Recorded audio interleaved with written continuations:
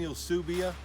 I'm the 5th generation of the Subia Ranch, and we're down at the ranch in the Gila Box Riparian Area.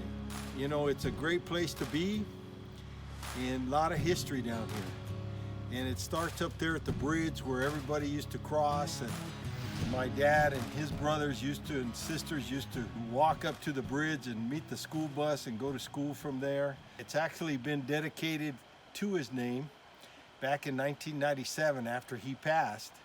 And that bridge is one of the only operating bridges that was made by prison labor way back when. And it was made in 1918, that's when they finished it. The prison camp was just above the bridge on the mesa there where the Mingus Ranch is, which used to be the old Wilkerson Ranch. Before the Yuma Territorial Prison, that was where all the prisoners were held, and you can still see an old hot box in there. Prisoners could stand up and they'd shackle them to the walls. There were other buildings, but through the ages and the time, it's just deteriorated and fallen apart. Like I said, I'm 5th generation, and it's just amazing to be a part of this place.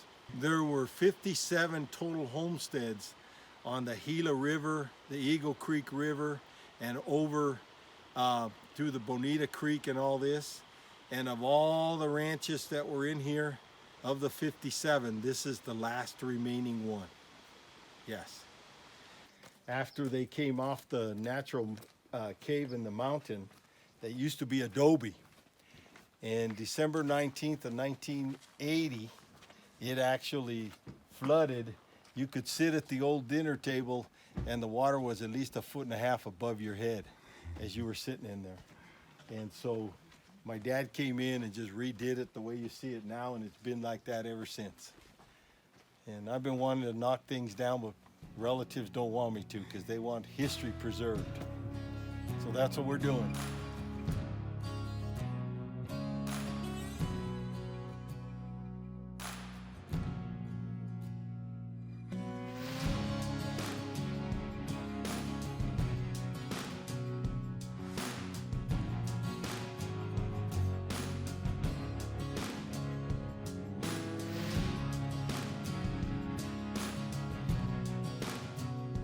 My great-grandmother was a full-blooded Apache. She was married to a gentleman here on the ranch, and that was why the Apaches never bothered us. They traded with us. And downriver, that was what we referred to as Geronimo Flats, because that's where they used to camp. And you can go there and find arrowheads and places where they used to be. The mountain over here to the southwest of us is called Theater Mountain. Okay. And it formed that way in June of 1935 where it just caved in. And I want to take a spot on the river where it's facing the mountain, and we can take nice photos of that. Yes, yes. These are actually graves. Oh.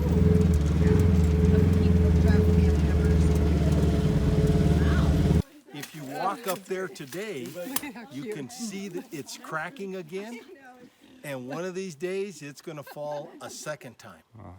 Now, whether it'll form like you see it, I'm not sure, but I know that there's the water back there it seeps through the bottom on the backside, and eventually it will fall too. And then Anna, just lean on Mom a little bit. Yeah, balance, don't fall.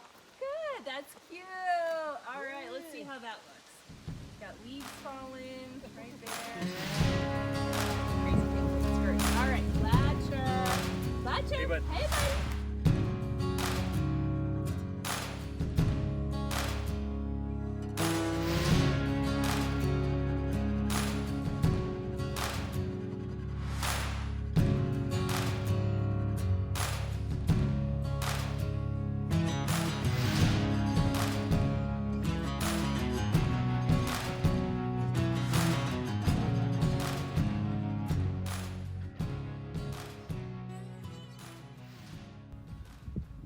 Did I ever tell you the story about Bob? Back in 1973 it was. I was saddling up the horse. It was 6:30 in the morning, and your grandfather was there with me, and he was always in his hurry up, we're burning daylight. I seen this image of a man dressed in Indian garb, moccasins up to his knees, and he had this pouch that came across his shoulder and had a big old Bowie knife. And I thought I was seeing things. And your grandfather kept yelling at me, "Come on, let's go, let's go." And I said, "You need to come over here before we go anywhere." And he finally came, and we both saw that Indian man there. So he gets off his horse and we go in the yard and we meet Bob. Was from New York, was an educated individual, had his PhD in whatever, heck of a musician. He got tired with society and came back to his native roots of Cherokee, and he was just living off the land. Had an orange pup tent, 2 pairs of Levi's, a pair of boots, his Indian garb, a fishing pole, and a .22 rifle. And he roamed from here to Mexico and back, and depending on the seasons of the year, and that's what he did. Of course, we got accustomed to Bob showing up periodically, so his family would send letters to him and we'd save them until the next time he showed up at our doorstep. When he left in '96, after that we never saw him. So we don't know if Mother Nature took him, a snake, a bear, a mountain lion. We just know Bob never came back. Wild. This was back probably around 2003. We were working on a pump. My uncle, my cousin, myself, and some of his boys. And there had been some hydrologists down here, a group of them, 3 of them, working and camping out. And we had told them they could stay at the ranch because we were having a bear issue. They came over, and as we were working on this pump, you could just tell by the look of their eyes, there was just a fright over them, and they were pale white. And we go, "What happened? Did you have issues with the bear?" And they said, "No. Every night we see these little green lights that fly around, and we thought they were fireflies, but they're not. They're like flying saucers." And my uncle was there because he had told us about these green lights and how he thought they were just extraterrestrials here. And we never believed him. And here were these 3 people that were scared to death and said, "They're leaving, they're not staying here." We were convinced then, because there were outsiders that had come in, that my uncle now was truly telling us the truth. We just looked at him and he goes, "Believe me, they are here. You people have just never seen them." And it's a phenomenon. We were hunting right up here, and I had gone around and we were scouting out these bucks that were there. One of my cousins, Ralph, he took a shot at one, and he looked in the scope again and realized, "Hey, I missed him. He's still standing." So he takes another shot.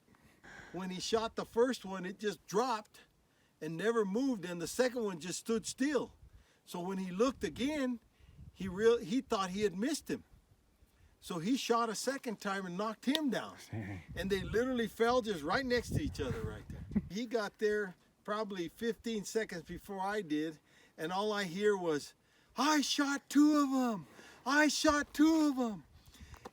And that was the easiest hunt because I never had to shoot my weapon that year, and I got to tag me a buck.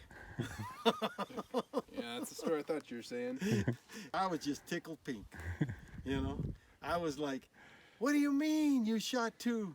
I need one too." And I teased him the whole trip. I still tease him today. And that's a true story. On the south side of the river, before the first crossing up here, there's a natural cave up in there on the south side, and that's where the Indian petroglyphs are. They're all marked in red, and there's different designs and different stick people and things like that. Animals that they knew that were here that they painted on there. So that was the first location, and eventually as time went on, they moved to where I'm standing today. They came up from Chihuahua, Mexico, and there were 3 brothers, and this is where they stopped.